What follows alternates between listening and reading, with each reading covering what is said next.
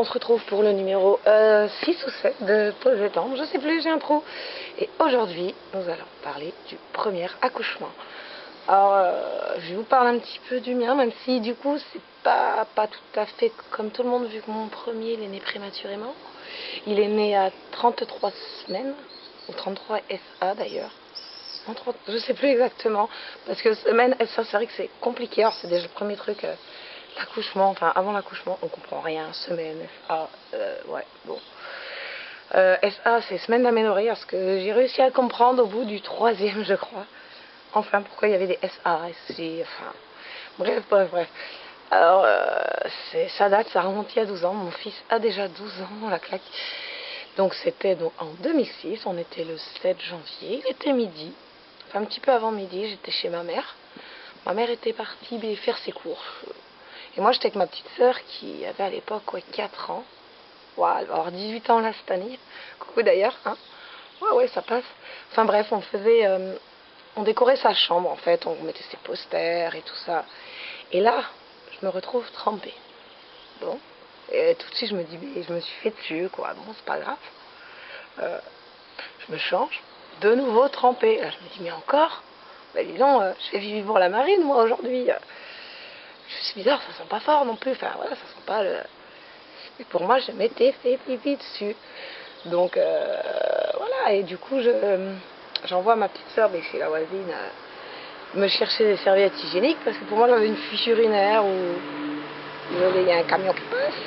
Je pouvais pas passer autrement dans ma rue. Enfin bref, donc du coup, elle va voir la voisine et la voisine dit, mais elle sait ta soeur, elle dit non, ça fait que de se faire pipi dessus. Alors la fiche déjà, hein, chez la voisine. Bah là, elle a compris tout de suite que j'étais en train de perdre les os, donc elle est venue en courant, mais Bichette, t'as perdu les os en fait et tout. Alors moi, choquée parce que pour moi, perdre les os, c'était O mais OS. En fait, je pensais que c'était une expression pour quand le bébé va sortir et que le bassin s'écarte et qu'on appelait ça la perte des os. Je pensais pas du tout perdre plein de liquide. Bon, j'étais jeune, hein, je suis pardonnable et je pense pas que je suis la seule. J'ai déjà beaucoup entendu de personnes dire ah bon, c'est pas les os, c'est les os EAU, oui, c'est les os de l'eau quoi. Enfin, c'est même pas de l'eau, à la base c'est du liquide amniotique, ça devrait s'appeler la perte de liquide amniotique. Hein. C'est sympa, hein, le beau mot. Enfin voilà, bref, donc.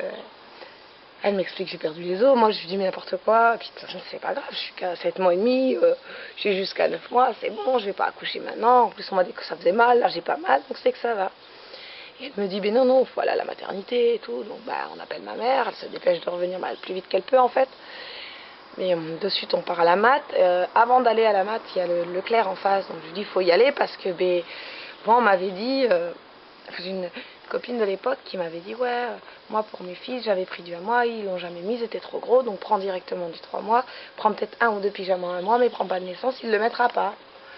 Sauf que là, prématuré, le 3 mois à mon avis j'en mettais 2 dedans, et effectivement je pense que j'en mettais 2 dedans. Enfin, bref, donc on va au Leclerc. Alors déjà j'ai la fiche totale parce que j'avais mis une serviette de toilette dans ma culotte, elle dépassait de ça devant, de ça derrière. C'était juste lamentable en fait. Enfin voilà, on va au Leclerc, on fait nos courses. Enfin nos courses. Je mets 15 ans à choisir mes pyjamas. Ma mère elle râlait, dépêche-toi, tu vas accoucher d'ici, dépêche-toi. Mais c'est bon, l'hôpital est en face et je vais pas accoucher, c'est 9 mois. Dans ma tête, j'allais pas accoucher vraiment. Et voilà, bref, on va à la maternité. On arrive aux urgences maternité. Alors là, je découvre qu'il y a des urgences maternité, oui. Je connaissais les urgences pédiatriques et les urgences normales, mais je ne savais pas qu'il y avait des urgences maternité.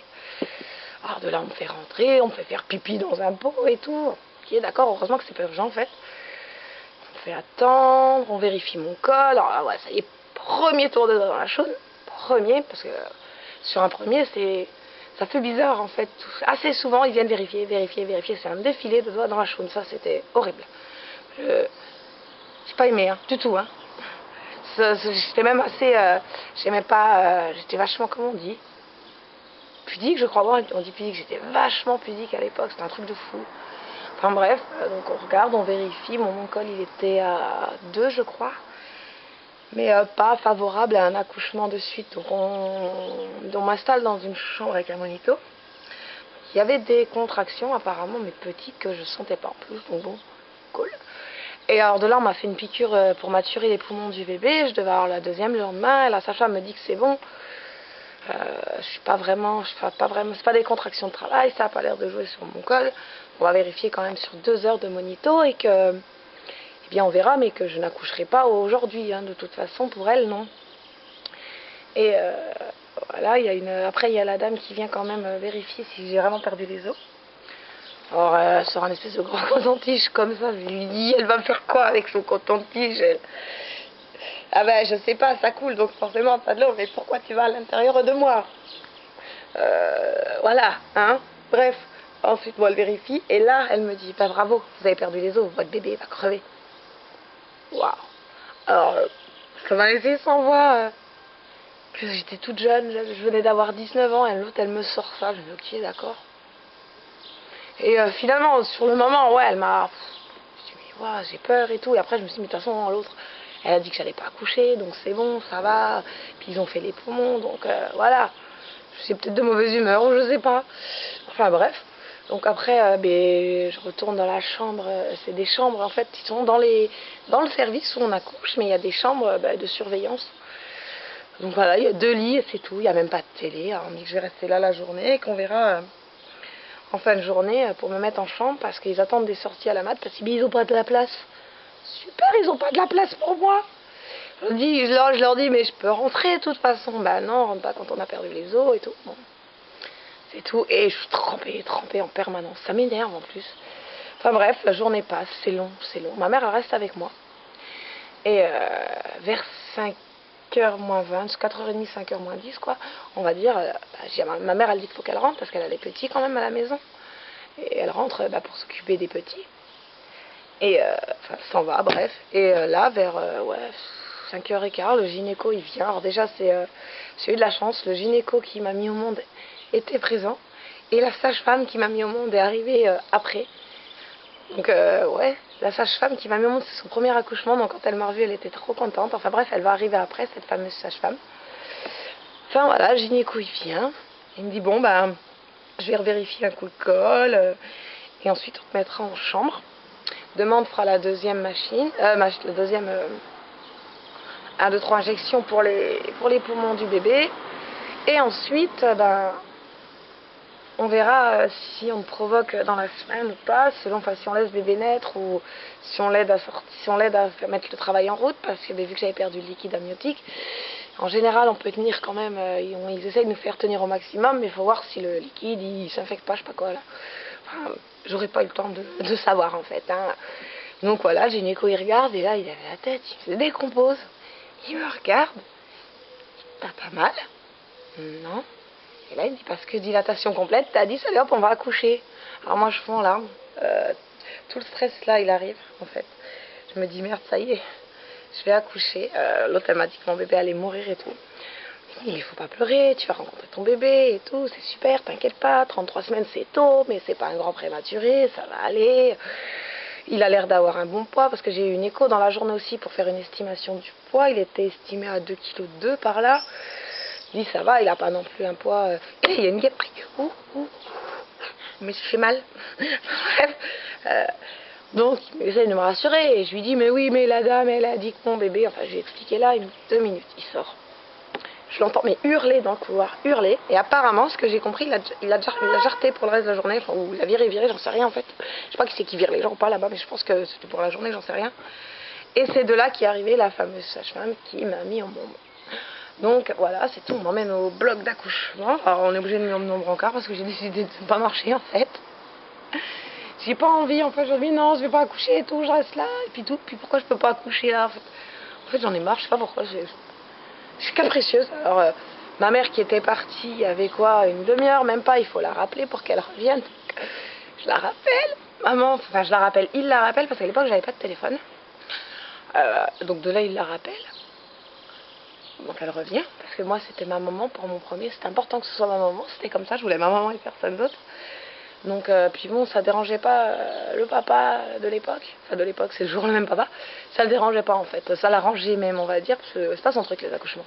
Enfin moi non plus c'est pas mon truc, hein, mais bon moi j'ai pas le choix en fait. Hein. Quand c'est toi qui accouches, t'as pas le choix. Alors voilà, mais dites-moi vous d'ailleurs si les papas ils étaient présents à vos accouchements et tout, et comment ils étaient, racontez-moi en commentaire, et voilà. Et donc voilà, donc on arrive au bloc, mettre le bras, et te mettre des trucs partout, là, la perfusion. Et là, de là, je sais pas, c'est peut-être le déclic de voir la salle d'accouchement, une contraction qui s'engage. Sauf que j'ai eu une contraction continue de 20 minutes. En fait, j'ai pas eu plein de contractions, j'ai eu une énorme contraction. Enfin, c'est l'impression que j'avais. Ça s'arrêtait plus, ça s'arrêtait plus. Même la sage-femme me disait, vous inquiétez pas, ça dure 2 minutes, après on souffle, ça revient. Non, non, ça s'arrête pas, madame, jamais. Alors là, je me suis mise à insulter, mais tout le monde, de tous les noms, j'hurlais, j'étais folle. La sage-femme me dit, mais vous allez faire peur aux autres mamans. Bah, rien à faire, moi je vais faire peur aux autres mamans. En fait, sur le moment, j'en ai rien à foutre de tout. Je veux juste partir, je veux plus avoir mal, je leur dis que je vais mourir. Je veux qu'ils m'endorment. Je veux le truc pour pas avoir mal, là. Donc ils me disent que la péridurale, je savais même pas le nom. C'est plus possible déjà, hein. Faut que j'accouche, quoi, là, c'est trop tard. Donc ils me proposent quand même un masque avec du gaz ou je sais pas quoi, ça me donne envie de gerber. Donc j'appelle la je vais vomir. Elle m'amène son haricot et j'arrête. Ah, finalement, j'ai plus envie de vomir. Ah, puis si, ah, puis non. Ça a duré 5 minutes, ça. Ensuite, voilà, ça a duré, l'accouchement a duré en lui-même 20 minutes. Ça a été très très vite en fait pour un premier. J'ai eu bien mal, même le gynéco me disait d'arrêter d'hurler. Alors à lui, j'en ai mis plein la tête en disant, mais t'as jamais accouché, tu sais pas ce que c'est facile, toi t'es derrière, t'attends juste que ça se passe, t'as pas mal, c'est bon. Hein, à part mettre des doigts dans la choune toute la journée, tu fais quoi, hein? Alors j'étais, waouh. On m'entendait hurler apparemment jusqu'à l'autre bout du couloir quand même. Donc bon. Ah voilà, ensuite, ça y est, mon fils il sort, on me le pose sur le ventre. Mon premier réflexe, c'est purée, mais dégueulasse, il est plein de sang et tout. On me dit, ah, vous inquiétez pas, rassurez-vous, madame, c'est votre sang. C'est censé me rassurer. Mon bébé est couvert de sang, on me dit que c'est le mien, mais c'est censé me rassurer en fait. Bon, je suis rassurée sur le fait que c'est pas celui de mon enfant, mais qu'il y ait autant de mon sang parti. C'est censé me rassurer, ça. C'est pas rassurant en fait, hein. Quand vous dites rassurez-vous, madame, c'est votre sang, pas celui de votre bébé, c'est pas très rassurant non plus en fait de perdre autant de sang. Ils me le mettent quoi, 30 secondes sur moi, ils repartent avec parce que il est prématuré, qu'il est en détresse respiratoire. Donc il l'emmène dans la salle à côté, ma maman le suit. Il le pèse et au final il fait 2 kg 630. Ils lui font le truc dans le nez, je sais pas trop quoi. Je vois pas donc j'entends juste des... D'accord, bon qu'est-ce qu'ils lui font? J'ai envie qu'on me le ramène en fait, c'est mon bébé.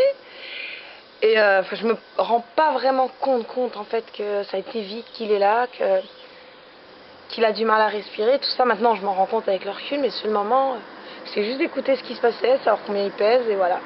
Ensuite, purée, les voitures vont faire que de passer, non, ça va être un tracteur je crois.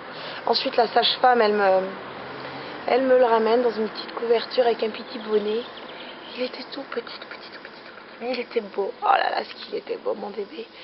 Donc elle me le laisse dans les bras, elle me dit par contre vous pouvez l'avoir qu'1 ou 2 minutes parce qu'il faut qu'il aille en réanéonatal pour qu'on puisse l'aider à respirer. Donc bon, ils attendaient que la pédiatre vienne justement au service maternité. Donc ouais, les 2 minutes ont passé assez vite en fait. Moi je le regardais, je me disais ah, c'est tout petit, c'est magique en fait un ventre ce que ça peut faire. Enfin, ma maman elle était là plus heureuse, elle devenait mamie donc forcément... Enfin bref, ils prennent mon loulou, ils l'embarquent en réanéonatal du coup. Et de là, on me dit que je dois rester 2 heures là. Oh là là, qu'est-ce que je vais faire pendant 2 heures dans votre salle toute froide? En plus, j'ai plus envie là. Et bon, j'avais toujours des petites contractions et de toute façon, il fallait me recoudre. Donc bon, bah viens. Viens mon bébé, viens mon... Donc voilà, il fallait qu'il me recoude. Donc j'ai eu, je crois, 3 ou 4 points de suture pour le premier. Bon, ça a été horrible, horrible. Ils mettent un petit qui endort, ça endort que dalle. Hein. Je savais même pas qu'on pouvait recoudre cet endroit-là, donc enfin voilà. Donc ensuite, on me ramène dans ma chambre. J'ai de la chance, j'ai une chambre seule. J'ai une chambre seule, bon. Ça, c'est les privilèges de connaître un petit peu le chef de service. Aïe, mais ça va pas à la tête, toi? Oh, pourquoi tu me mets les griffes? Qu'est-ce qu'il y a? Mon bébé. Tu dis bonjour. On dit bonjour tout le monde. Bon allez, ça suffit. Enfin bref, donc il me ramène en chambre. Il me ramène en chambre et là je leur dis je vais voir mon bébé, je vais voir mon bébé. Et la sage-femme me dit carrément que c'est next, c'est mort. Que déjà je peux pas y aller toute seule parce que je viens d'accoucher. Donc il faut que voilà, mon corps se remette, que je peux faire malaise, que je peux tomber, nanani, nanana. Mais moi tout ce que je veux c'est aller voir mon fils, je sais nanani, nanana. Au pire si je tombe, et j'irai en rampant jusqu'à la néonate, c'est pas grave, s'il faut que je m'y traîne coucher, je m'y traînerai coucher en fait, c'est ça le truc. Elle me dit que non, il faut d'abord que je mange un petit quelque chose. Ouais non mais en fait, il est 8 h du soir, je viens d'accoucher, j'ai pas faim en fait, mais pas du tout. Alors elle m'amène une espèce de brique là, nutritif. C'est dégueulasse en fait. C'est encore plus dégueulasse que le truc du test de glucose, c'est dégueulasse. Puis j'en veux pas, elle me dit oui mais il faut manger, nanani, nanana, mais c'est bon, maman elle m'a mis des gâteaux dans mon sac. Donc, oui maman elle m'a mis des gâteaux dans mon sac. T'as dit d'abord maman m'a mis des gâteaux dans mon sac. Eh ouais, c'est le moment je suis devenue belle maman à mon tour, donc ah c'est souvenir. Bref bon. Donc bref, je mange, je sais plus ce que j'avais, je crois que ça devait être des Maltesers à l'époque, enfin je mange toujours autant de Maltesers, mais bon, enfin bref. Elle me dit qu'il faut que je dors un peu, donc j'essaie de m'endormir, mais j'y arrive pas, comment voulez-vous dormir après un accouchement? Le bébé il est en néonate, enfin en réa-néonate, je sais au fond de moi qu'il a du mal à respirer, je sais pas comment il va, ça fout un peu la trouille. Après j'étais quand même assez sereine parce que bon c'était mon premier, donc je connaissais pas accoucher, avoir le bébé avec soi, donc ça m'a pas perturbée. Mais je voulais quand même être vers mon fils, en fait, j'avais peur qu'on me le pique, qu'on me l'échange avec un autre, enfin, voilà. Je voyais pas mon bébé, donc j'attends presque, on va dire, environ 1 heure, et au bout d'1 heure, je dis c'est bon, moi je vais y aller, donc je sonne et je leur dis j'allais voir mon bébé. Elle me dit on ira tout à l'heure, et là je lui dis mais soit vous m'emmenez maintenant, soit j'y vais toute seule, en fait. Elle me dit oui, si vous faites un malaise et tout, je dis comme je vous ai dit avant, c'est pas grave, j'irai en rampant, en fait, s'il faut. Ben voilà, donc du coup... elle va chercher le fauteuil, elle m'y emmène. Et là, bah, il est dans sa petite couveuse, alors, avec des fils tout partout. Il est tout petit, plein d'électrodes de fils de... Ouais, donc je peux pas le porter, je peux pas le toucher parce qu'il est fragile. Donc si on peut mettre la main dans le trou de la couveuse et lui caresser la main comme ça, c'est tout. Mais bon, je vais vous dire que ça me suffit déjà en fait. Parce que bon, il y a 1 heure avant, j'étais pas avec lui. Et quelques heures avant, ben, j'avais peur de le perdre en fait. Et là, il est là, et on me dit que ça va, son état il est stable, il a des tuyaux dans le nez, dans la bouche, partout, donc voilà. Le lendemain, il se retrouve en néonate du coup, néonate. Il a l'oxygène encore, il a l'oxygène. Et ensuite, on est passé par la suite en UCA, mais pas tout de suite en fait, enfin UCA en chambre mère-enfant, à l'époque ça s'appelait. Parce qu'en fait, moi je passais mes journées avec lui, je le lâchais pas, et il n'y avait pas de place dans la chambre mère-enfant apparemment. Et je le lâchais pas, et on me disait, il faut aller manger madame, il faut aller dormir. Non, je reste là en fait, je reste assis sur ma chaise à côté de la couveuse de mon fils, ce qui est normal, c'est mon bébé. Je retournais dans ma chambre 1 demi-heure, je pouvais pas, fallait que je retourne vers mon fils en fait. Et alors du coup, tiens, miraculeusement, ça se dit miraclement, ou magiquement, ou bizarrement, ou étonnamment, ou on va faire tous les mots. Ah, ben il y avait une chambre mère-enfant qui s'est libérée. Donc là, on m'a mis dans ma chambre mère-enfant avec mon loulou. Puis j'ai fini mon séjour dans la chambre mère-enfant avec lui. Il a été quelques jours en couveuse encore, sous oxygène quelques jours. Ensuite, on a enlevé l'oxygène. Ça s'est très bien passé. Au bout de 5 jours, il a pu commencer à être nourri. Donc je lui ai donné sein. De base, je voulais pas allaiter. J'avais dit que j'allaitais pas. Et là, elles m'ont expliqué que mon lait était meilleur pour lui, du fait déjà que c'était un prématuré. Et qu'ils allaient certainement être obligés de prendre du lait, qu'ils allaient prendre du lait du lactarium, donc des mamans en tiraient et donnent pour lui donner. Ouais, non. Finalement, je l'ai allaité. Donc au tout début, j'ai dû tirer mon lait. Alors c'est là qu'on rencontre la trieuse à maman. T'as l'impression d'être une vache, t'as le truc... Alors non, c'est juste, je sais pas, vous avez déjà testé la machine à traire de l'hôpital? Si vous me dites en commentaire. Et nous on avait un petit salon d'allaitement, c'était bien pratique en fait. Enfin bref, au début je tirais mon lait et on lui donnait en dalle. Donc voilà. Alors si vous savez pas ce que c'est que la dalle, vous me dites, je vous expliquerai ça quand je vous parlerai peut-être de l'accouchement des autres. Donc si vous, par rapport à Sélénia, ouais, on en a beaucoup utilisé, donc ouais, je vous expliquerai à ce moment-là. Enfin bref. Donc enfin au bout de 5 jours, ouais, je peux le mettre au sein. Elle me dit que ça va être compliqué, qu'il va avoir du mal à téter, mais pas du tout, hein, un morphalou. Faut dire qu'il a été les 3 premiers mois accroché à mon niniche et chat, toutes les 20 minutes à peu près, hein. Enfin bref, voilà, j'ai enfin pu après lui donner le sein, il a bu normalement, il a pris du poids, après ce qu'il en avait perdu, donc ce qui est normal, il a pris du poids. Et donc au bout d'une 12 jours, on a pu rentrer à la maison, voilà. Donc un peu l'histoire de mon premier accouchement. Alors ce que je retiens du premier accouchement, c'est que on pense qu'on va être traité mais en urgence et tout, mais alors elles prennent leur temps et tout, mais tout est normal en fait. Le défilé de doigts aussi, c'est tout à fait normal, c'est gênant, c'est chiant, il y a plein de trucs auxquels on s'attend pas en fait, donc c'est ce que je retiens, ouais, je retiens ça en désagrément, que les sages-femmes ne sont pas forcément aimables. Et le positif que je retiens, c'est que c'est magique en fait, on ressent un truc, c'est inexplicable en fait. Donc voilà un petit peu. Donc si vous voulez que je vous raconte également un petit peu la naissance des autres comme ça dans les grandes lignes, vous likez la vidéo comme ça, je saurai qu'il faut que je fasse un numéro de des accouchements, on va dire, ouais.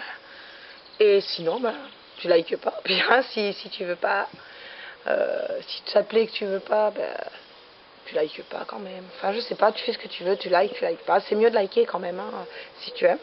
Et voilà, et en attendant, je vous dis ciao, ciao!